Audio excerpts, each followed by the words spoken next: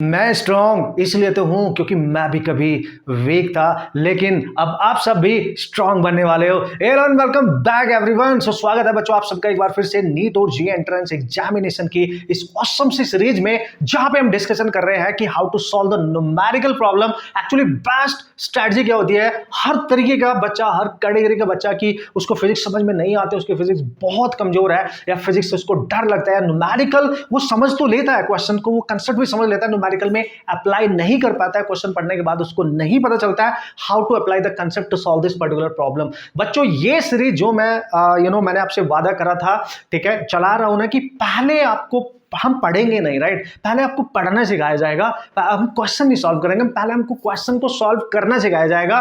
मतलब कुछ कर परसेंटेज बच्चे होते हैं जिनको ये टेक्निक्स पता होती हैं, जो अप्लाई करके अपनी हर तरीके से सब्जेक्ट में मास्टरी करते हैं और फिजिक्स को स्ट्रॉन्ग कर लेते हैं। वो सारे राज स्टेप बाय स्टेप मैं आपको सिखाने वाला हूं, प्रूफ करने वाला हूं, आपको पूरी टेक्निक सिखाने वाला हूं कि how you also can solve the physics numerical problems, right, और अपने डर को आप दूर भगा सकते हो बच्चों। और हाँ, आपकी इस सीरीज की, ये सीरीज हमारी स्टार्ट हो चुकी है, औसम तरीके से आप इसको फॉलो, आपका ना पूरा माइंडसेट चेंज हो जाएगा। मैं बता रहा हूं, आज के बाद आपके मुंह से ये नहीं निकलेगा कि भाई फिजिक्स टफ होती है, फिजिक्स हमें समझ में नहीं आती है, फिजिक्स के न्यूमेरिकल हमारे से नहीं होते। अगर आप इसको बहुत शिद्दत के साथ बच्चों फॉलो करोगे, आई गारंटी, राइट, प्रूफ करेंगे, टेंशन नहीं लेने का, प्रूफ करेंगे, राइट। और अगर आपने इसकी पहली लेक्चर वीडियो नहीं देखी है, उस वीडियो का लिंक इस वीडियो के डिस्क्रिप्शन में आपको मिल जाएगा, सबसे पहले उसको देखो, क्योंकि स्टेप बाय स्टेप मैंने स्ट्रैटेजी वहां पे बताई है।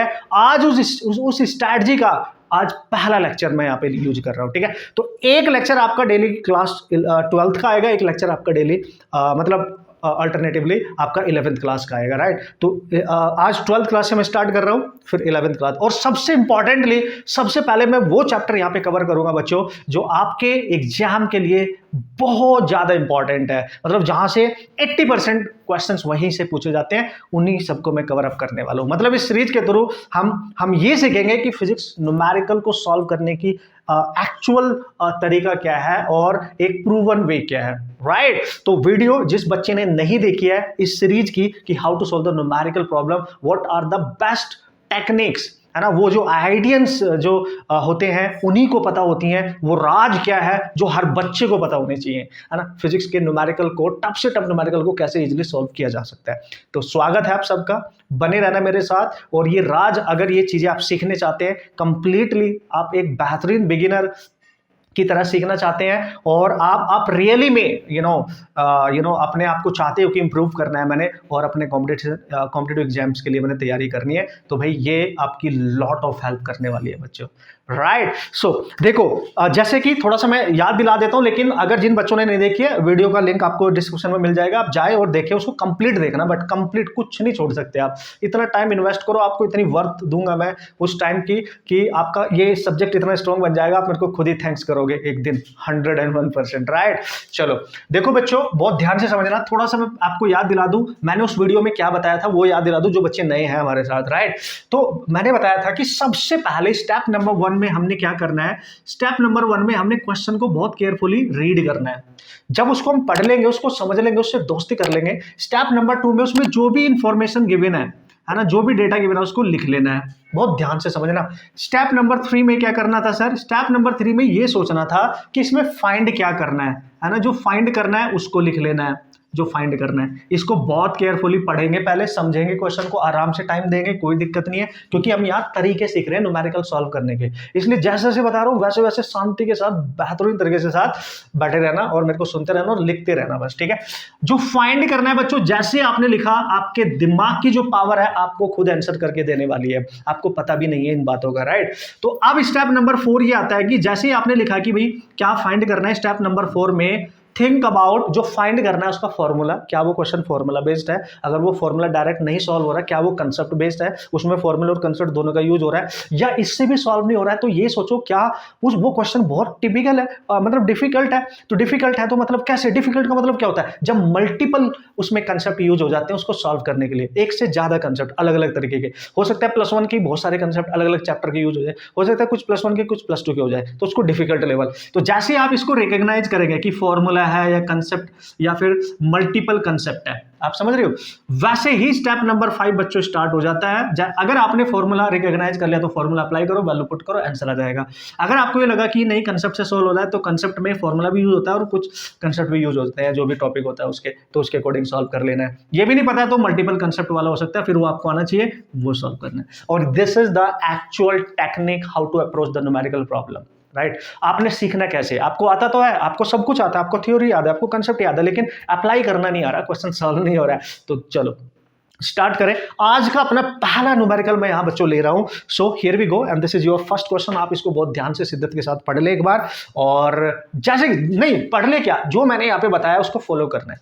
अब फिर देखो हम कितना मजा आने वाला है ये सारे क्वेश्चंस को सॉल्व करने के लिए, राइट।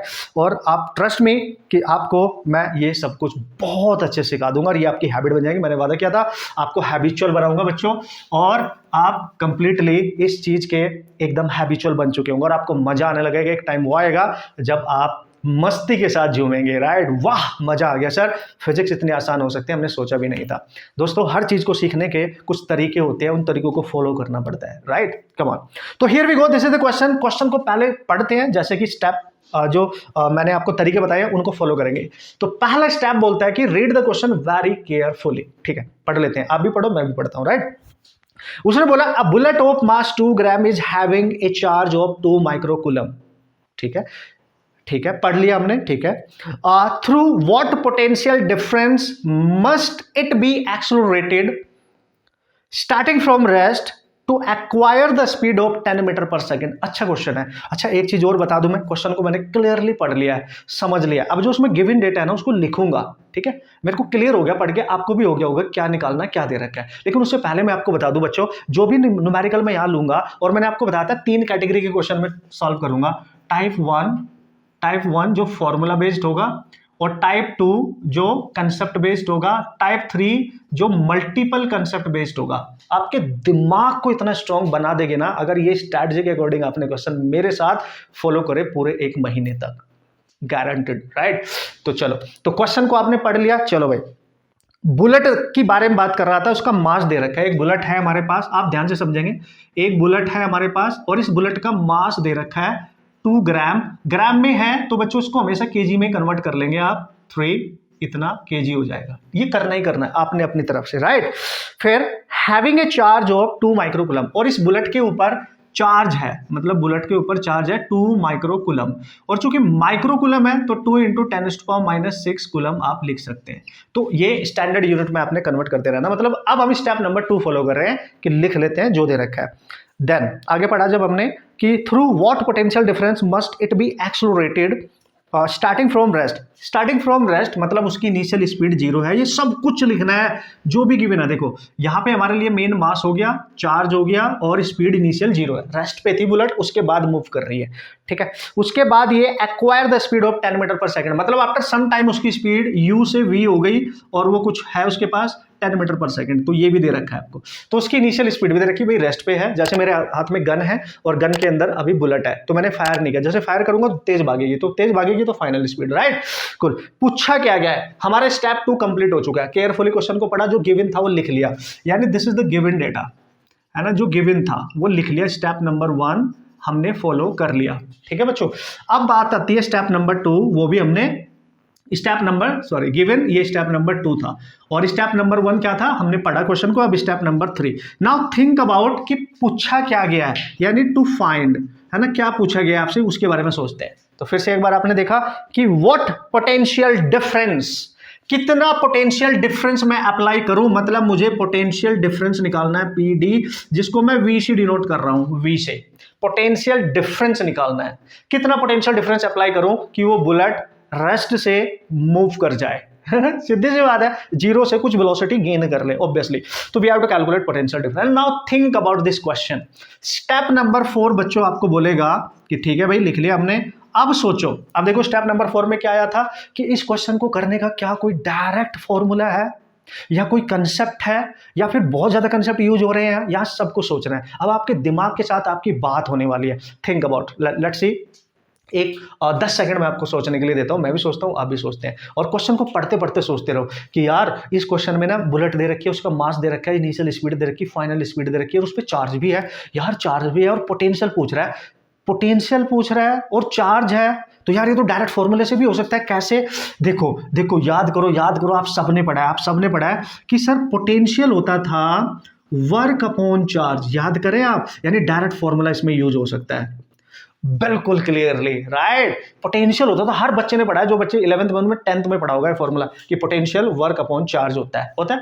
लेकिन दिक्कत यहां इस क्वेश्चन में क्या है बच्चों, यहां वर्क नहीं है, लेकिन वर्क है क्या, एक तरीके की फॉर्म है ना। वर्क क्या क्या आपने क्या किया, बुलेट को आपने इस तरीके से किया, उसकी स्पीड को इंक्रीज किया, मतलब आप स्पीड बढ़ा रहे हो, मतलब आप उसकी काइनेटिक एनर्जी चेंज कर रहे हो। तो याद करो, 11th क्लास हो चाहे 12th क्लास हो, नीट ड्रॉपर, जी मेन ड्रॉपर हो, आप कुछ भी हो, आप सबको पता है वर्क को हम लिख सकते हैं चेंज इन काइनेटिक एनर्जी बच्चों। तो डायरेक्ट फॉर्मूले से ही हो जाएगा क्वेश्चन, मतलब अभी तो मैं कन्वर्ट करना सिखा रहा हूं, लेकिन आप डायरेक्ट फॉर्मूले याद रख सकते हैं। मतलब वर्क एनर्जी थ्योरम, यानी वर्क जो होता है यहाँ पे जो यूज हो रहा है वो उसकी काइनेटिक एनर्जी को चेंज कर रहा है, और आप सबको पता है बच्चों ध्यान से। तो पोटेंशियल को बच्चों लिखा जा सकता है final kinetic energy minus initial over उसका चार्ज। आप देख सकते हो ये इस फॉर्मूले से हो जाएगा, अगर आप इस फॉर्मूले को याद रखें आपका क्वेश्चन सॉल्व हो चुका है direct, and this is direct formula based problem. इतना सोचना है आपने, फिर देखो क्या मैजिक होता है आपके साथ। ठीक है, अब आपने देखा फाइनल काइनेटिक एनर्जी, और इसका फॉर्मूला तो आपको बचपन से बताया, हाफ एम वी का स्क्वायर, यानी फाइनल है तो फाइनल वेलोसिटी एरी, और initial kinetic energy, initial velocity तो जीरो है, तो उसकी इनिशियल काइनेटिक एनर्जी को हम जीरो लिख सकते हैं, क्योंकि हाफ एम वी स्क्वायर और इनिशियल वेलोसिटी जीरो है, तो इनिशियल काइनेटिक एनर्जी जीरो होगी ऑब्वियसली। रेस्ट पे चार्ज उसका दे रखा है, उस चार्ज की वैल्यू यहाँ पे पुट कर दो, और आपका आंसर बिल्कुल क्लियरली बच्चों आ चुका है। अगर आप ध्यान से देखें, यहाँ बचा हाफ, और इसका मास दे रखा है आपको 2 × 10⁻³ और स्पीड है फाइनल 10, और उसका स्क्वायर कर दो तो 100, और नीचे चार्ज है 2 × 10⁻⁶। Very clearly now you can see, ये 2 से ये 2 कैंसिल, ये -6 है, ये -3 कैंसिल। ठीक है, तो यहां बच्चों आपके पास v बचा, अगर 1/2 बच रहा है इंटू यहाँ पे 2 कैंसिल, यहाँ -3 बचेगा, यहाँ 10⁻² बच रहा है, 10⁻² इंटू ये 10⁻³ बचेगा, ऊपर लेके जाएंगे, और ये हो जाएगा 10 × 10⁻⁴ लिख लो उसको, और डिवाइड में 2, क्योंकि मैंने 2 से कैंसिल भी करना है, तो ये कैंसिल, और ये 5 × 10⁴ बच्चों, इसको आप लिख सकते हो 50 × 10⁻³ यानी इसको लिख सकते हो 50 किलो, और चूंकि पोटेंशियल है उसकी यूनिट होती है volt, 50 kilo volt, and this is your final answer. This is your potential difference required. अगर उस बुलेट पे मैं इतना पोटेंशियल डिफरेंस अप्लाई कर दूं तो वो भागने लगेगी बहुत तेज स्पीड के साथ, right. So this is how you can solve the problem guys, this are the tactics you can say, these are the techniques, these are the secrets you can say, and a proven way you can say, right, how you can approach the question, how you can solve that। और रुक जा, ये question अभी हमने basic लिया, हमने type 1 लिया जिसमें डायरेक्ट फॉर्मूला यूज हो रहा था, लिटिल बिट सोचना था, और कैलकुलेशन तो देखो आपका काम है यार, तो ये तो इतना तो करना ही पड़ेगा ना यार, कंपटीशन की तैयारी कर रहे हो उतना बनता है। लेकिन जैसे जैसे हम टाइप 2 पे जाएंगे आपका दिमाग और ज्यादा ओपन अप होएगा, आपको और राज पता चलेगा, फिर लास्ट में जाएंगे तो भाई मजा ही आ जाएगा। मतलब आप इसको देख के आइडिया लगा सकते हैं, सर ये तो हमें भी याद है, हम भी कर लेंगे, नहीं, हम यहाँ पे सीख रहे हैं टेक्निक्स। हर क्वेश्चन को देखो फिर डिसाइड करो, और सोचो आप मेरे साथ रहने वाले पूरे महीना 30 दिन तक, तो कितना कुछ आपके दिमाग पे मैं इफेक्ट डालने वाला हूं, और ये चीज ना आपको हैबिचुअल हो जाएगी, और आपको वो राज जो अभी तक आपको नहीं पता चले वो सब कुछ आपको पता चलेंगे बच्चे। क्लियर हुआ? पहला question step by step clear हुआ, आपका आंसर आ चुका है, और ऑसम क्वेश्चन है, क्योंकि मैंने बोला जेईई और नीट के लिए सारे क्वेश्चन जो भी मैं डिस्कस करूंगा बच्चों ऑसम माने जाएंगे सारे के सारे। हो सकता है यहाँ से भी एक आधा क्वेश्चन आपके एग्जाम में 100% आ जाएगा, पूरी सीरीज को फॉलो तो करना, लेकिन उससे ज्यादा जरूरी ये है कि यहाँ से आए ना आए, लेकिन ये हमें न्यूमेरिकल प्रॉब्लम कैसे करते हैं उसको सिखा देगा, वही सीखना है। वो एक बार सीख लिया फिर तो मैं किसी भी बुक से क्वेश्चन उठाऊंगा और सॉल्व कर लूंगा। समझ गए मैं क्या चाहता हूं, राइट। चलते हैं क्वेश्चन नंबर 2 की तरफ, यानी type 2, right, type 2। Okay guys, अब बात कर लेते हैं क्वेश्चन नंबर 2 की, और अमेजिंगली यार आपको मजा आएगा, डोंट वरी, है ना। जितने भी क्वेश्चन मैं यहाँ पे लूंगा और जिस तरीके से हम इनको डिस्कस कर रहे हैं, फील आपको आने वाला है, राइट। तो क्वेश्चन को स्टेप नंबर 1 बोलते हैं, सबसे पहले देखते हैं, पढ़ते हैं। भाई आप भी देख लो, आप भी पढ़ लो, बढ़िया शिद्दत के साथ, अपना मान के पढ़ना है, राइट। उसने बोला 3 infinitely long charge sheets are placed as shown in the figure, okay, the electric field at point P। मतलब क्वेश्चन को हमने पढ़ने के बाद हमने ये समझा कि very long, infinitely long charged sheet दे रखी है 3, ठीक है, और उन पे कुछ चार्ज डेंसिटी दे रखी है और उनकी वजह से उन्हीं सीट्स के बीच में कहीं एक पॉइंट है, उस पर इलेक्ट्रिक फील्ड निकालना है। मतलब पढ़ने से पता चला इलेक्ट्रिक फील्ड निकालना है। तो स्टेप नंबर 1 हमने पढ़ लिया। अब स्टेप नंबर 1 हमने पढ़ लिया। स्टेप नंबर 2 ये बोलता है कि हमें लिखना पड़ेगा कि हमें क्या दे रखा है ना, गिवन क्या है। तो भाई बच्चों गिवन क्या है वो देख लेते हैं। आपके सामने डायग्राम है, क्वेश्चन है, सब कुछ क्लियर है। तो बच्चों इसमें क्लियरली बोला है कि 3 इनफाइनाइटली लॉन्ग चार्ज्ड सीट है, 3 सीट दे रखी हैं और ऐसा कुछ न्यूमेरिकल डेटा नहीं दिया, डायग्राम दे रखा है। तो डायग्राम को ही हम गिवन में कंसिडर करेंगे। तो डायग्राम बना लेते हैं। 1 seat number 1, seat number 2, seat number 3, और किस तरीके से दे रखी है, यहां से एक डॉटेड लाइन और एक डॉटेड लाइन यहां से। ये 3 सीट्स हैं, ये वाली है सीट्स, ये ध्यान रखना, ये ऐसे बना दे रहा हूं मैं आपके लिए जिससे आपको थोड़ा सा याद रहे और समझे आप। एक सीट्स ये होगी और एक ये होगी, ये वाली, ठीक है। इस तरीके से बना रहा हूं मैं जिससे और मजा आए आपको पढ़ने में, राइट। और एक सीट ये होगी आपके पास, cool, very cool, actually super cool. तो ये है जेड एक्सिस, इसको माना है उसने, और इसको एक्स, यानी एक्स जेड प्लेन है ये, ठीक है भाई। तो ये वाली जो सीट है, इस पे जो भी चार्ज होगा यहां, इसकी सीट के ऊपर जो भी चार्ज होगा, सिग्मा डेंसिटी है, सरफेस चार्ज डेंसिटी, आप सबको पता होगा। इसके ऊपर -2 सिग्मा है, मतलब नेगेटिव में चार्ज है पूरी, और इसके ऊपर भी माइनस सिग्मा है, मतलब नेगेटिव में चार्ज है। 3 सीट है, 1 2 3, राइट। बच्चों आपसे पूछा जा रहा है कि यहां पे इनके बीच में कहीं एक पॉइंट P है, उसको भी लिख देते हैं। यहां पे कहीं पॉइंट P है, लिख दिया मैंने। जो बोला स्टेप नंबर 2 में वो कर देना है, बात खत्म। बस आपने मेरे साथ चलते रहना, आपने ज्यादा नहीं सोचना, बस मैं आपको सब कुछ सिखा डालूंगा, राइट। अब हम यहां पे बात करेंगे स्टेप नंबर 3। तो स्टेप नंबर 3 सर बोलता है कि फाइंड क्या करना है, टू फाइंड क्या करना है। तो जैसे ही आपने लिखा फाइंड करना है electric field at point P, अब आपने सोचा उत्तरी, we have to calculate the electric field at point P। हाँ सर ये तो मजा आ गया, मतलब सर इलेक्ट्रिक फील्ड निकालना है, और तुरंत आपके दिमाग में आएगा इलेक्ट्रिक फील्ड निकालना है। अब आपका स्टेप नंबर 4 स्टार्ट हो जाता है सोचना कि इलेक्ट्रिक फील्ड जो निकालना है, क्या वो फॉर्मूले से होगा, क्या कंसेप्ट से होगा, क्या मल्टीपल कंसेप्ट से होगा। तीन हमारे पास कैटेगरी है। अब थिंक अबाउट इट मैन, दिमाग पे प्रेशर डालो, जोर डालो, है ना, और फील करो उस एनर्जी को जो आपके पास होले होले आ रही है, राइट। लेकिन सोने का नहीं, बॉस, ऐसे लेट के नहीं काम करने का। देखो मैंने आपको पहले ही बताया था, आपको पूरा प्रोएक्टिव मोड में बैठना पड़ेगा, राइट। आप ग्रेटर बेहतरीन लर्नर हो, इस तरीके से बैठना पड़ेगा, तब चीजें आएंगी आपके पास, राइट।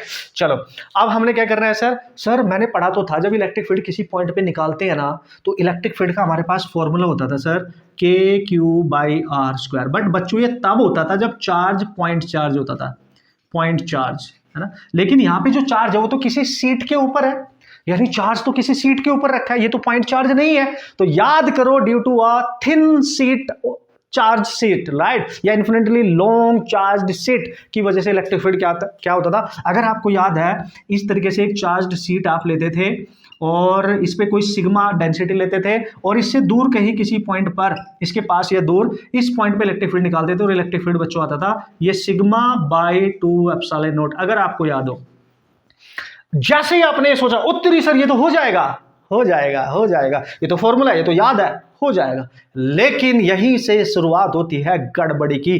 चूंकि बच्चों आपने पहचान तो लिया, मल्टीपल कंसेप्ट तो नहीं है, क्योंकि तीनों सीट है, तीनों की वजह से फॉर्मूला यूज करके हम कर सकते हैं। लेकिन यहां पे इस क्वेश्चन में आपको कंसेप्ट आना चाहिए, डायरेक्ट फॉर्मूले से ये नहीं होगा, क्योंकि एक अकेली सीट नहीं है, 3 सीट है और तीनों पे डेंसिटी अलग अलग है, ध्यान से समझना, इसलिए कंसेप्ट आना चाहिए।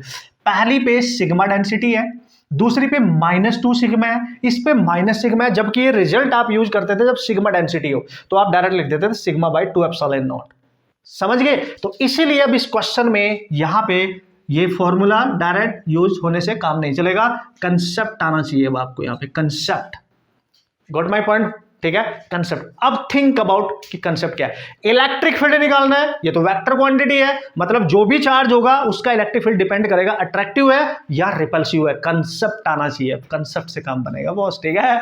चलो देखो, अब पॉइंट P पे अगर इलेक्ट्रिक फील्ड, अगर एक चीज और मैं बताऊं, हाँ ये होता था फॉर्मूला, बट ये सिग्मा/2 एप्सिलॉन नॉट है। सिग्मा मतलब इसमें डिस्टेंस नहीं है, किस सीट से कितनी दूर है वो पॉइंट, देखो कंसेप्ट काम आ रहे हैं अब, वो डिस्टेंस पे डिपेंड नहीं करता। मतलब जो इनफाइनाइटली चार्ज्ड सीट होती हैं उनके ऊपर जो चार्ज डेंसिटी है उन पे डिपेंड करता है इलेक्ट्रिक फील्ड। पॉइंट उसके पास है, दूर है, उस पर डिपेंड ही नहीं करता, ये भी पता होना चाहिए, इसलिए बोल रहा हूं कंसेप्ट आना चाहिए। अब आप डिफरेंस क्रिएट कर रहे हो पहले क्वेश्चन में दूसरे में, यहां कंप्लीटली आपको कंसेप्चुअली नॉलेज होनी चाहिए बच्चों, राइट। चलो अब पॉइंट पी पर अगर इलेक्ट्रिक फील्ड चाहिए, अब फिर आपने सोचना है कि यार इसकी वजह से भी होगा, इसकी वजह से भी होगा, इसकी वजह से भी। जैसे आप अकेले जा रहे थे, जैसे स्कूल कॉलेज वगैरह में होता है ना बॉस, कि हमारा अलग गैंग होता है, फिर एक दूसरी गैंग होती है, फिर हमारी उधर लड़ाई वड़ाई होती रहती है, थोड़ा सा मतलब होती रहती है, राइट। तो आप अपने एक दिन किसी काम से किसी दूसरे मोहल्ले में चले गए, दूसरे गैंग में फंस गए, और वहां पे 3 बंदे आपको मिल गए और आप अकेले, और तुमने एक बार तुम्हारी टीम ने उनको लड़ाई लड़ी थी उनके साथ, राइट। तो अब तुम अकेले फंस गए, तो वो तीनों बंदे तुम्हें मतलब हिट करने की कोशिश करेंगे। तो इसका मतलब ये हुआ कि मैं अकेला 3 बंदों के बीच में फंस गया, तो ऐसा तो है नहीं मेरे ऊपर दया दिखाएंगे, नहीं यार कोई बात नहीं, ओके नहीं, तो वो तो गुस्से में थे पहले से, तो तीनों मेरे को हिट करने की कोशिश करेंगे। तो जब भी पॉइंट पे किसी इलेक्ट्रिक फील्ड पूछे तो count the number of seat कितनी है वहां पे, 1 2 3, तीनों की वजह से इलेक्ट्रिक फील्ड आएगा बच्चों। अब ये तो हुआ कि तीनों की वजह से आएगा इलेक्ट्रिक फील्ड, अब ये भी इंपॉर्टेंट है यहां पे कि वो इलेक्ट्रिक फील्ड कैसा होगा, अट्रैक्टिव या रिपल्सिव। आप समझ रहे हो कितना डीप कंसेप्ट यहां पे आपको यूज करना है। तो बच्चों वो डिपेंड करेगा चार्ज कैसा है उन सीट्स पे। अब देखो पहले डायरेक्शन के अकॉर्डिंग इसको समझ लेते हैं और बना लेते हैं। अब स्टेप नंबर 4 में हम जा रहे हैं कि हमें कंसेप्ट पता चलेगा, उसको अप्लाई करेंगे, ठीक है। तो देखो पॉइंट पी पे, ये रहा पॉइंट पी, यहां इलेक्ट्रिक फील्ड बनाना है, पहले इसकी वजह से बनाते हैं। तो इस पे पॉजिटिव चार्ज है, तो पॉजिटिव चार्ज पॉइंट को हमेशा रिपेल करता है, तो इस सीट से दूर को यानी नीचे को इलेक्ट्रिक फील्ड होगा, ठीक है, नीचे को होगा, ठीक है, समझ गए ना आप, यानी रिपेल करेगी ये वाली सीट, इस चार्ज को अपने से दूर करेगी ऐसे, तो इसका इलेक्ट्रिक फील्ड इधर आएगा E1। अब आप समझ जाना ये पॉइंट पी है यहाँ पे, ठीक है। अब ये जो सेकंड सीट है उस पे नेगेटिव में चार्ज डेंसिटी है और पॉइंट इससे ऊपर है, तो ये इसको अट्रैक्ट करेगी, नेगेटिव वाला हमेशा अट्रैक्ट करता है, तो इसका इलेक्ट्रिक फील्ड ऐसे आएगा नीचे कोई। तो अभी तक दोनों इलेक्ट्रिक फील्ड एक ही लाइन पे डाउन डायरेक्शन में है ना, अमेजिंगली, राइट। अब थर्ड वाली बची, इस पे भी नेगेटिव है, तो सर ये भी तो अट्रैक्ट करेगा, यस ये भी नीचे को अट्रैक्ट करेगा। उत्तरी इस पॉइंट पर तीनों इलेक्ट्रिक फील्ड एक ही डायरेक्शन में नीचे को डाउनवर्ड है, तो net electric field at point B बच्चों में वेक्टर में लिखूंगा, क्योंकि इसका आंसर वेक्टर में आप ऑप्शन देख सकते हैं बहुत क्लियरली। और आप देखेंगे ये जो लाइन है, जिस लाइन पे तीनों इलेक्ट्रिक फील्ड है, ये किसके पैरेलल है, जेड के, तो सबके सब पर जेड वाला के कैप आएगा। और चूंकि डाउन है, देखो इस एक्सिस पे ऊपर को जेड पॉजिटिव और नीचे को जेड नेगेटिव होगा, और जेड पे होता है के कैप, नीचे को है तो माइनस के कैप। तो नेट इलेक्ट्रिक फील्ड बच्चों जब आप लिखेंगे तो तीनों को ऐड करो वेक्टर के अकॉर्डिंग, यानी E1 प्लस E2, क्योंकि तीनों एक ही डायरेक्शन में है ना, इसलिए डायरेक्ट ऐड किए जा सकते हैं, बस होगी कहानी खत्म। अब यहां पे भी एक गलती तो यह है कि कंसेप्ट नहीं आता, तो आप इसको ऐसे नहीं कर सकते, आप डायरेक्ट फॉर्मूले से कुछ बात नहीं बनने वाली, राइट। आप देख रहे हो मैजिक। अब क्या करेंगे सर, पॉइंट पी पे नेट इलेक्ट्रिक फील्ड बच्चे आप निकालेंगे electric field due to first sheet. अब आपको ये भी देखना पड़ेगा, आप इस फॉर्मूले को भूल जाए, जो तरीका मैं बताऊंगा उस पर ध्यान देंगे बच्चों। किसी भी सीट की वजह से, जो इनफाइनाइटली लॉन्ग थिन सीट होती है, चार्ज्ड सीट, पॉइंट उसके पास हो दूर हो, डिस्टेंस पर डिपेंड नहीं करता, लेकिन उस पर डेंसिटी कितनी है उस पर डिपेंड करता है, याद रखियो। यानी पहली सीट की वजह से जो इलेक्ट्रिक फील्ड आएगा उसको मैं लिखूंगा, इस पे चार्ज डेंसिटी कितनी है उसको देखना है बस। उस चार्ज जो भी चार्ज डेंसिटी उसका हाफ लिख दो, हाफ करो और डिवाइड करो एप्सिलॉन नॉट से, एस से निकालना है आज के बाद, याद रखना, फॉर्मूले से नहीं काम चलेगा, राइट।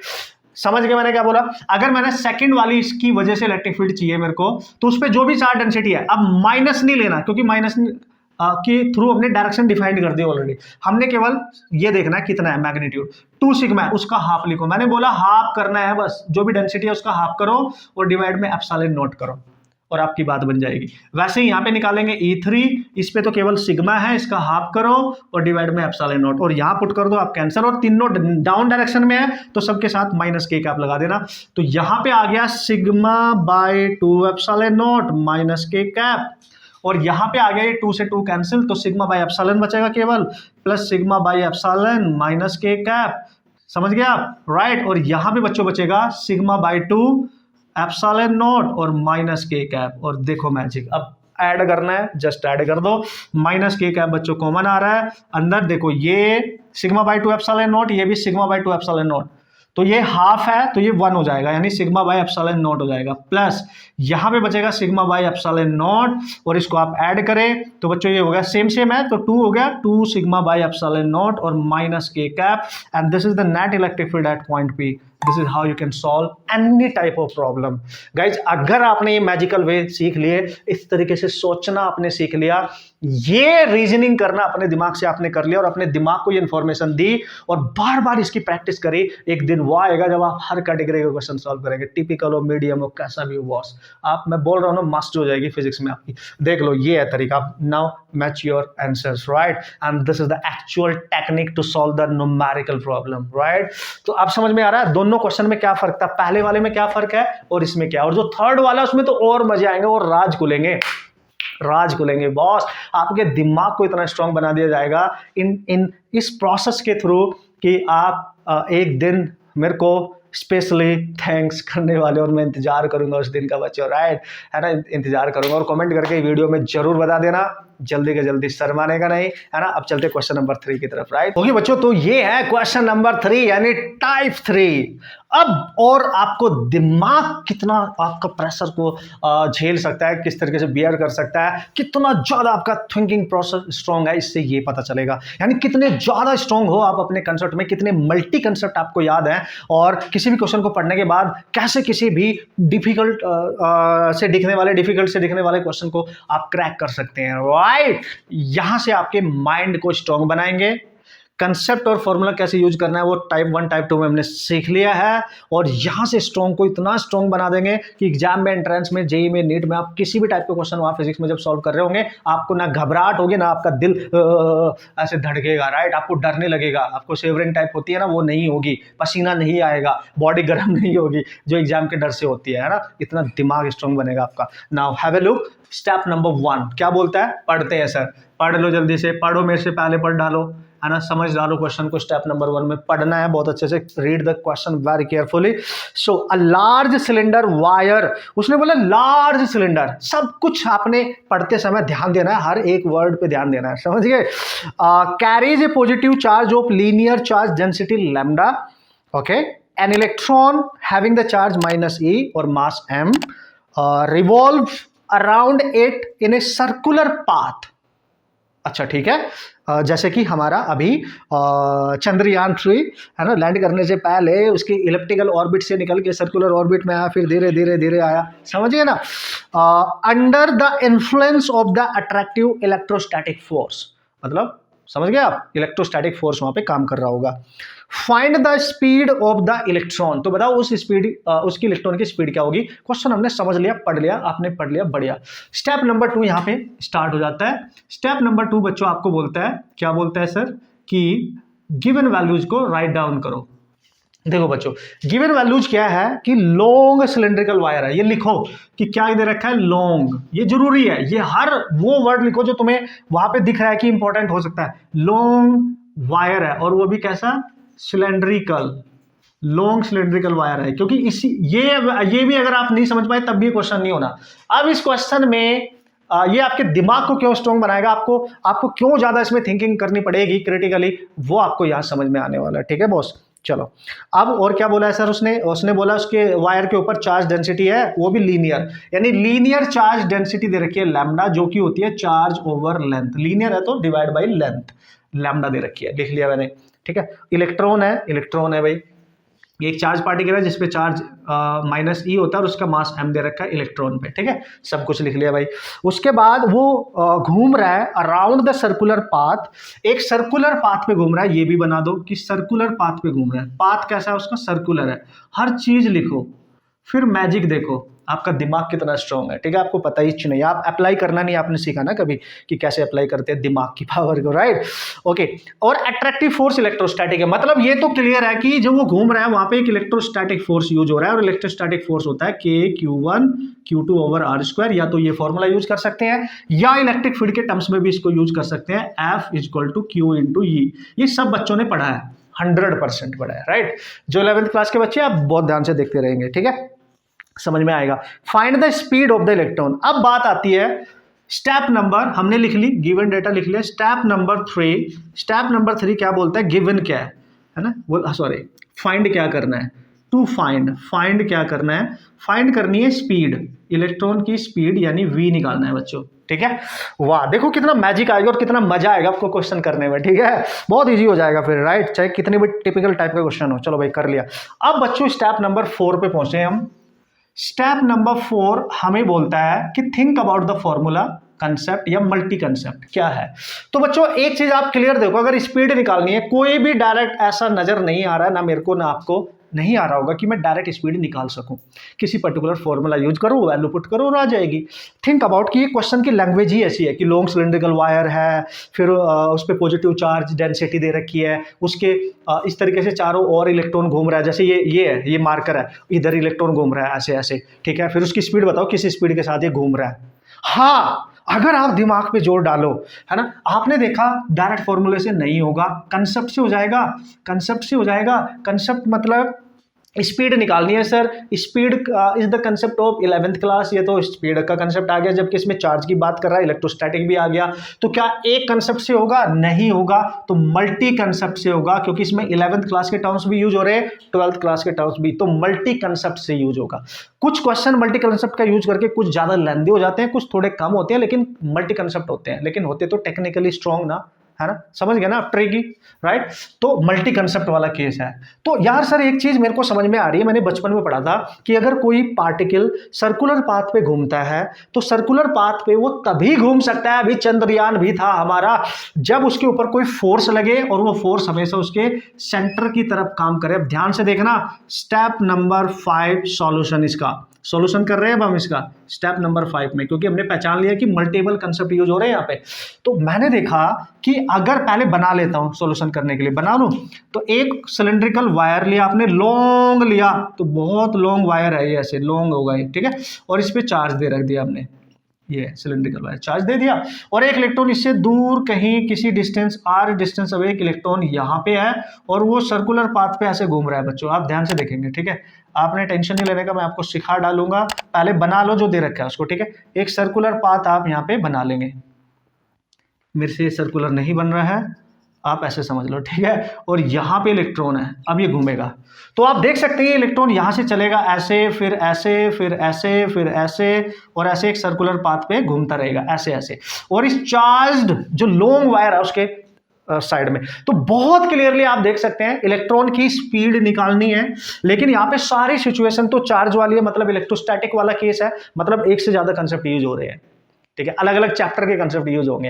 हाँ, एक चीज मेरे को जो सबसे पहले दिमाग में स्ट्राइक कर रही है सर, कि अगर स्पीड की मैं बात करूं और कोई पार्टिकल सर्कुलर पाथ पे घूमता है, तो सर उस पे इसके सेंटर की तरफ, अगर सर्कुलर पाथ का सेंटर कहीं यहाँ है, इसके सेंटर की तरफ एक सेंट्रीपिटल फोर्स लगेगा। ये आपने सोचना है पहला कंसेप्ट, फर्स्ट कंसेप्ट जो आपने यहाँ पे सोचना पड़ेगा बच्चों, फर्स्ट कंसेप्ट थिंक अबाउट, क्योंकि वो पार्टिकल सर्कुलर पाथ पे घूम रहा है। हर कंसेप्ट को स्टेप बाय स्टेप अप्लाई करो, मजा आएगा, है ना, टेंशन नहीं लेनी है, मतलब क्वेश्चन पढ़ते ही परेशान नहीं हो जाना है, लाइक, है ना, उसमें इस तरीके से आपने अपने आप को नहीं बांध देना कि ये तो मेरे से होगा ही नहीं, something like that. Think about the individual concept involve जो हो रखे हैं वहां पे, राइट। तो आपने देखा सर्कुलर पाथ है, पहले इसके बारे में सोच लो, तो सर्कुलर पाथ है तो सेंटर की तरफ फोर्स लगता है, उसको हम सेंट्रीपिटल फोर्स कहते हैं, और सेंट्रीपिटल फोर्स यहां से कौन दे रहा होगा, देखो वायर पे पॉजिटिव चार्ज, इलेक्ट्रॉन पे नेगेटिव चार्ज, तो वायर इलेक्ट्रॉन को अपनी तरफ अट्रैक्ट कर रहा होगा, तो वायर पॉजिटिव चार्ज नेगेटिव, मतलब यहाँ पे अट्रैक्ट हो रहा है, मतलब इलेक्ट्रोस्टैटिक फोर्स है यहाँ पे, इलेक्ट्रिक, उसने क्वेश्चन में बोला है इलेक्ट्रोस्टैटिक फोर्स है जो उसको वहां पे घुमा रहा है सर्कुलर पाथ पे, म्यूचुअल जो अट्रैक्टिव फोर्स है, राइट। तो इसका मतलब जो सेंटर की तरफ फोर्स लग रहा है वो अल्टीमेटली इलेक्ट्रोस्टैटिक है। और याद करो बच्चों, आपने पढ़ा होगा सेंट्रीपिटल फोर्स का फॉर्मूला होता था mv²/r, r उसकी रेडियस या डिस्टेंस जो भी आप मान सकते हैं, ठीक है। यहां से यहां तक की डिस्टेंस आपने r मानी है तो उसको स्मॉल r लिख सकते हैं, इक्वल टू इलेक्ट्रोस्टैटिक फोर्स क्या ले। देखो इस वाले वायर पे, लॉन्ग जो वायर है उस पे चार्ज ना देके उसने चार्ज डेंसिटी लैम्डा दे रखी है, आप समझ रहा भाई, बहुत मजा आएगा। अच्छा सर ठीक है, और इलेक्ट्रॉन का चार्ज E है, नेगेटिव में होता है ऑब्वियसली, लेकिन अगर आप ध्यान से देखेंगे यहाँ पे इसका चार्ज मेरे को निकालना पड़ेगा जो नहीं दे रखा है, इलेक्ट्रॉन का तो चलो E है। तो हम क्या कर सकते हैं बच्चों, उस केस में भी आपको यहाँ दिमाग लगाना पड़ेगा कि इलेक्ट्रोस्टैटिक फोर्स का ये वाला फॉर्मूला यूज करूं या फिर इलेक्ट्रिक फील्ड वाला यूज करो। देखो Q1 चार्ज मान लो आप इस पे, मान ले इस वायर पे Q1 चार्ज है और Q2 चार्ज मान लो आप इलेक्ट्रॉन पे, तो इलेक्ट्रॉन के चार्ज को आप -e मान सकते हो, लेकिन Q1 आपको नहीं पता। अगर Q1 निकालना है तो इस फॉर्मूले से निकाल सकते हो, Q1 = लैम्डा × L, लेकिन लेंथ नहीं पता क्योंकि लॉन्ग वायर है। आप समझिए क्या प्रॉब्लम आ रही है। तो ये फॉर्मूला कहीं ना कहीं हमें अवॉइड करना है, ठीक है। तो ये भी सोचना पड़ेगा। नेक्स्ट कंसेप्ट, यहां से एंट्री हो जाती है बच्चों कंसेप्ट नंबर 2 की, फर्स्ट कंसेप्ट, और यहां से एंट्री हो गई सेकंड कंसेप्ट। सेकंड कंसेप्ट की एंट्री हो गई कि हमें ये देखना पड़ेगा कि ये जो फोर्स है ये कहां से और कैसे आएगा और कौन सा लेंगे। इलेक्ट्रोस्टैटिक है तो क्लास 12th का कंसेप्ट यहां पे एंटर कर चुका है, राइट। अब समझ में आ रहा है आपको मल्टीपल कंसेप्ट किस तरीके से दिमाग काम कर रहा है हमारा, कैसे रीजनिंग कर रहा है, खुद ही आंसर करके दे रहा है हमें, राइट। चलो अब थिंक अबाउट, अगर मैं यहां पे ले लूं कि इलेक्ट्रोस्टैटिक फोर्स मैंने लिया चार्ज × E, मान ले मैंने ये लिया, तो ये फोर्स इलेक्ट्रॉन पे लग रहा है तो चार्ज भी इलेक्ट्रॉन का लेंगे, इनटू इलेक्ट्रिक फील्ड किसका है, इसको इलेक्ट्रॉन को अट्रैक्ट कौन कर रहा है, वायर, क्योंकि वायर पे पॉजिटिव चार्ज है। और बच्चों अगर आपको याद हो कि किसी एक लॉन्ग वायर की वजह से, है ना, मैं यहां पे बनाऊंगा, किसी एक लॉन्ग वायर की, सिलेंड्रिकल लॉन्ग वायर की वजह से जिस पे चार्ज होता था, लॉन्ग वायर है, उसके पास के किसी भी r डिस्टेंस अवे पॉइंट पे जो इलेक्ट्रिक फील्ड होता था, अगर पॉजिटिव है तो इस तरीके से इलेक्ट्रिक फील्ड होता था, याद करो। और ये सब ने डिराइव किया, सबको पता होना चाहिए, लॉन्ग वायर की वजह से जिसपे चार्ज डेंसिटी लैम्डा है, ये होता था λ/2πε0r, r is the distance. इसको आप 2k λ/r भी लिख सकते हो, k की फॉर्म में, k होता है 1/4πε0, उसको कैंसिल करके ये आएगा, ये होता था इलेक्ट्रिक फील्ड। इसका मतलब ये यूज करना आसान है।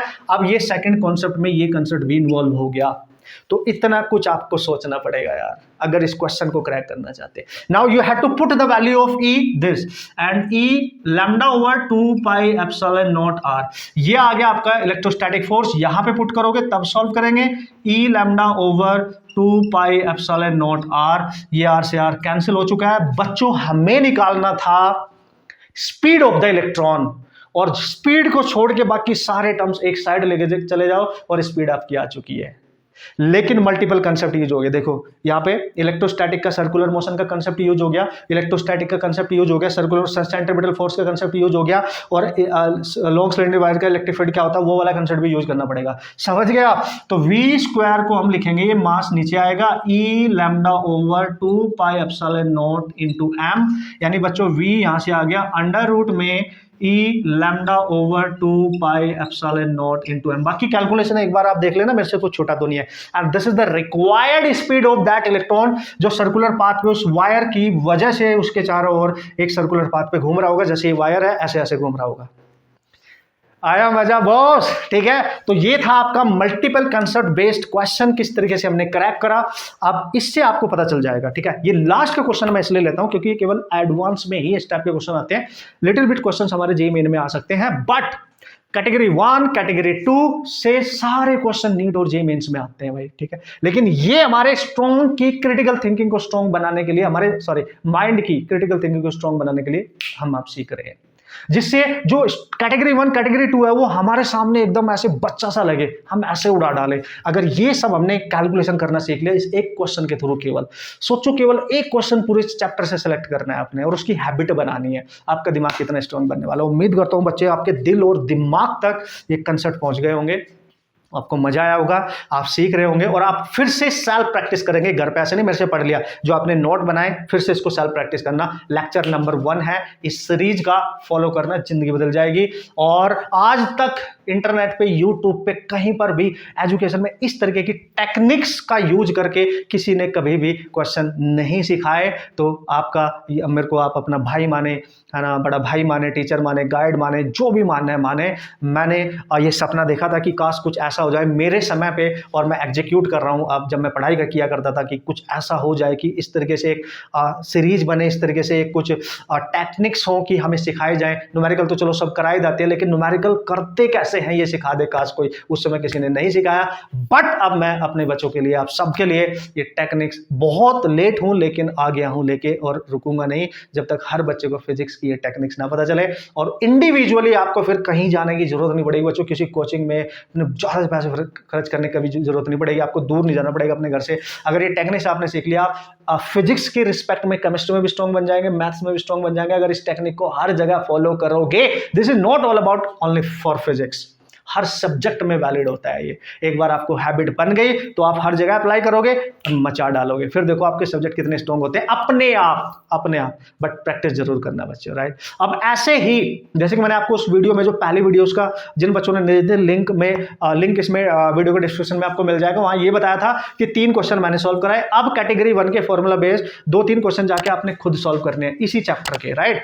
और अगर आप 11th में, तो 11th का कोई चैप्टर उठा लेना, फिर कंसेप्ट वाले ढूंढना। अब आपका दिमाग खुद काम करेगा कि इसमें डायरेक्ट फॉर्मूला यूज हो रहा है, इसमें ये हो रहा है, मैं इनको सॉल्व करके ट्राई करता हूं। फिर लास्ट में एक टिपिकल वाला क्वेश्चन उठाना, है ना, या फिर मेरे साथ इसको करते रहना। आप कैटेगरी 1 और कैटेगरी 2 को फॉलो करें ये बार, है ना, लास्ट वाली कैटेगरी मेरे साथ फॉलो करें, ठीक है बच्चों। उम्मीद करता हूं आप मुस्कुराते रहेंगे, मेहनत करते रहेंगे, प्रैक्टिस करते रहेंगे और इस सीरीज को फॉलो करते रहेंगे। और दोस्तों को शेयर करना मत भूलना। अगर आपको एक कंसेप्ट बिल्कुल दिमाग तक आपके जा रहे हैं, आपकी हेल्प कर रहे हैं किसी भी तरीके से, तो बच्चों दोस्तों तक जरूर पहुंचाना। मेरे ये मिशन है कि हर बच्चे की हेल्प होनी चाहिए। जब हम सबकी हेल्प करेंगे तो हमारी हेल्प ऑटोमेटिकली हो जाएगी, आपकी हेल्प ऑटोमेटिकली हो जाएगी। तो हर बच्चे को हमने सिखाना है, हर बच्चों को राज बताने हैं, सबको पता होना चाहिए। छुपती नहीं है नॉलेज, छुपती नहीं है। इसको आप बचपन में आपने सुना होगा, पढ़ा होगा, सबको सिखाना है, ठीक है। तब चीज़ें हमें और भी ज़्यादा ग्रेटर अमाउंट में बच्चों को मिलने वाली है, ठीक है। लाइक करके, शेयर करके, कॉमेंट करके जरूर बताया करो, ठीक है। और बेहतरीन चीज़ सॉल्व करने का मेरे अंदर मोटिवेशन आएगा आप सबके लिए, और बहुत शानदार तरीके से हम फिजिक्स में स्कोर करेंगे,